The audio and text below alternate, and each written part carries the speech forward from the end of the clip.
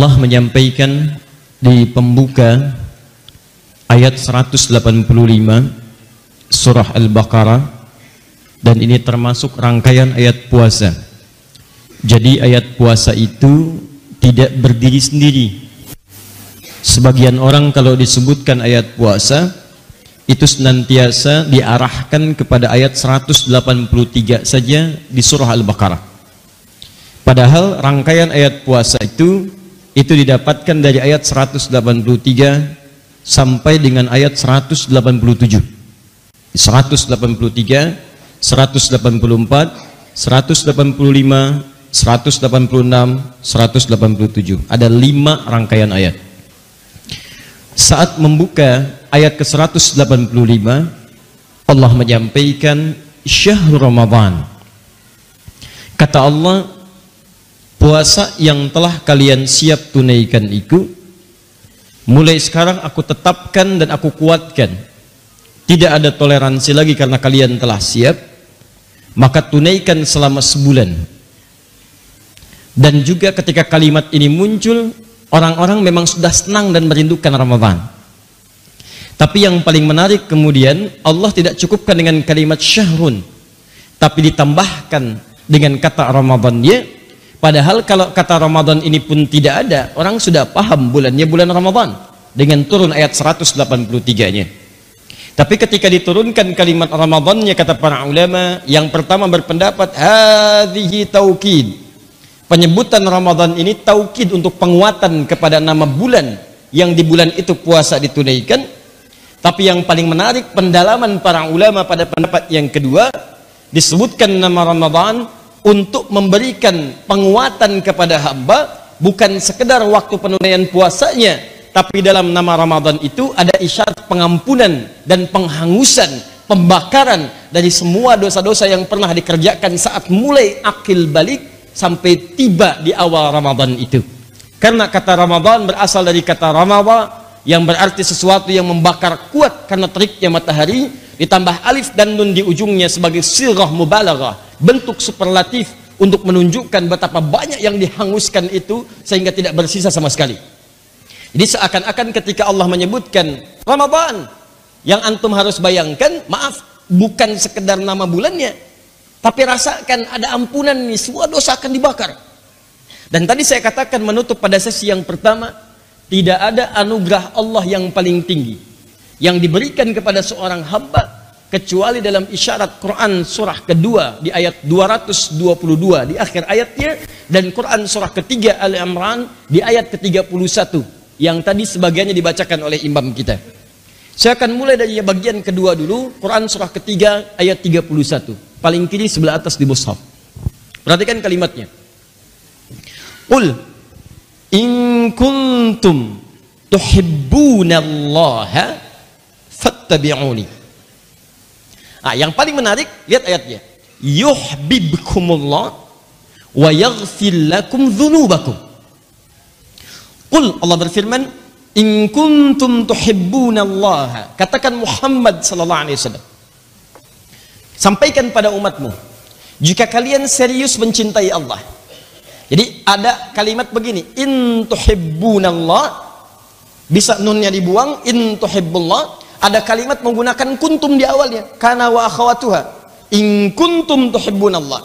Kalau kuntumnya dibuang, in tuhibbullaha atau in tuhibbunallaha. Kalau innya kemudian syaratnya dihilangkan fungsinya, in tuhibbunallaha, maka kalimatnya hanya berarti begini, jika kalian mencintai Allah.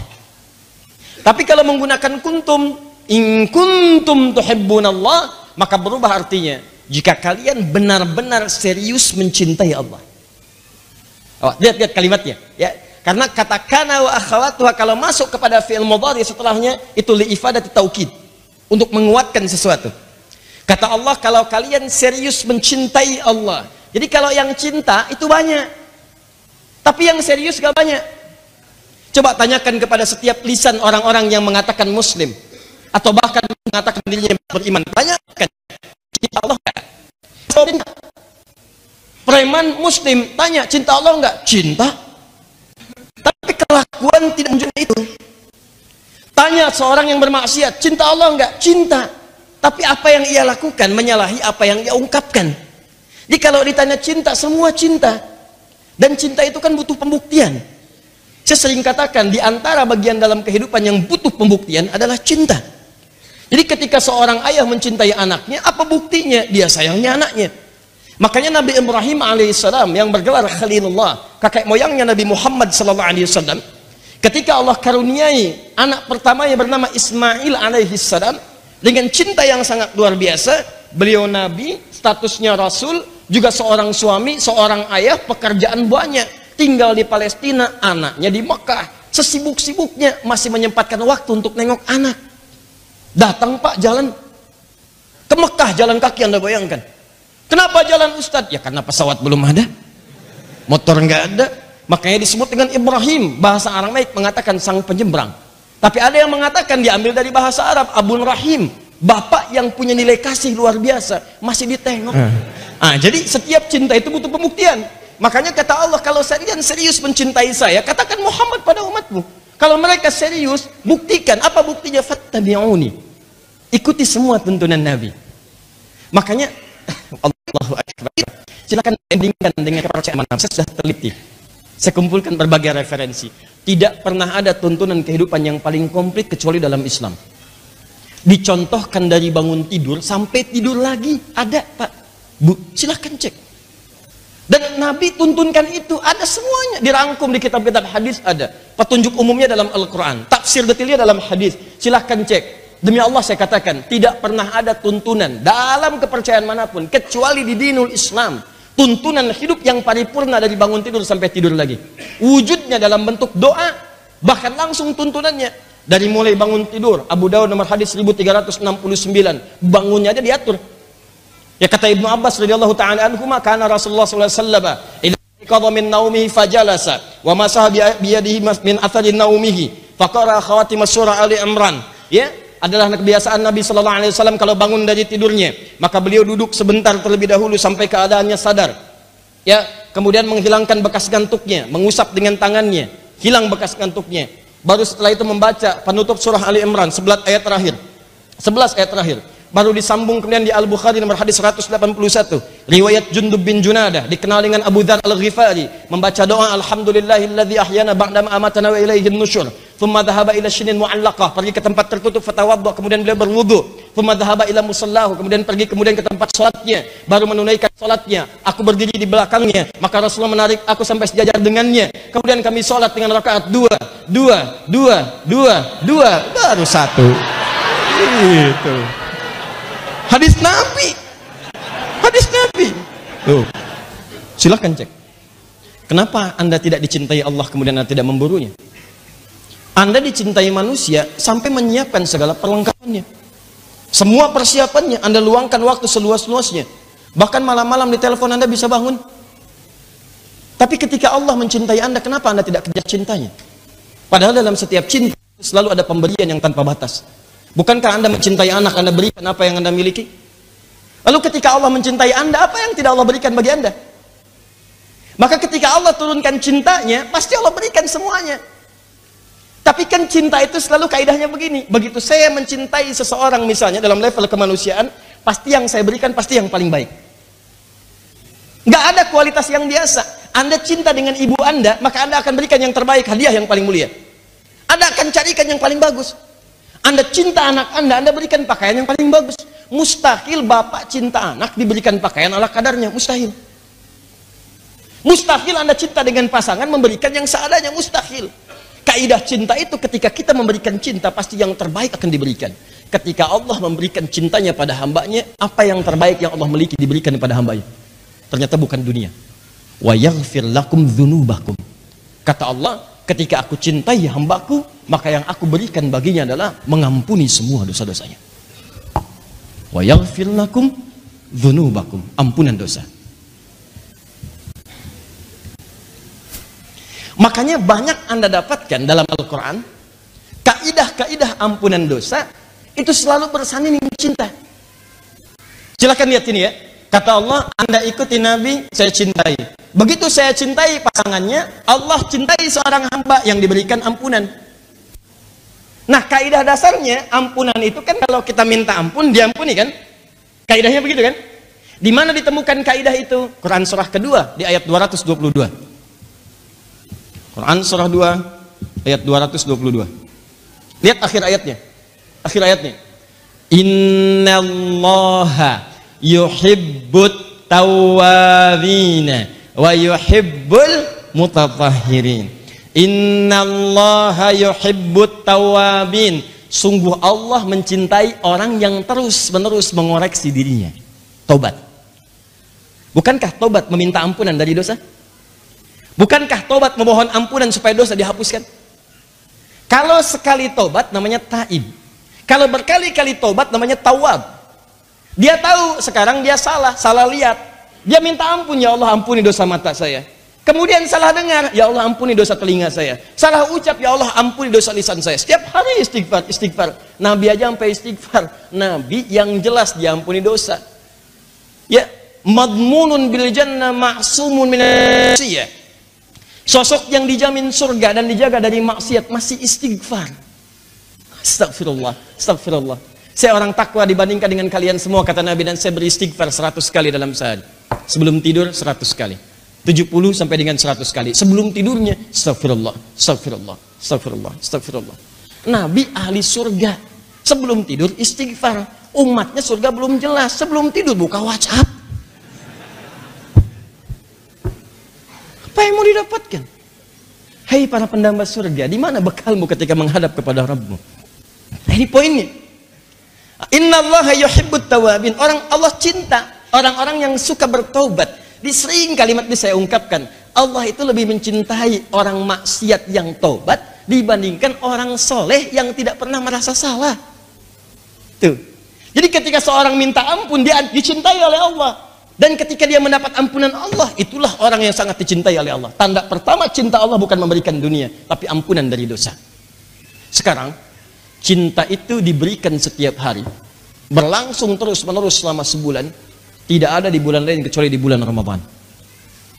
Perhatikan kalimatnya. Lihat baik-baik. Ketika Allah mengatakan kalimat syahrul Ramadan, bukankah Ramadan tadi berarti menghapuskan, menggugurkan semua dosa-dosa? Sekarang pertanyaan saya, lihat sini.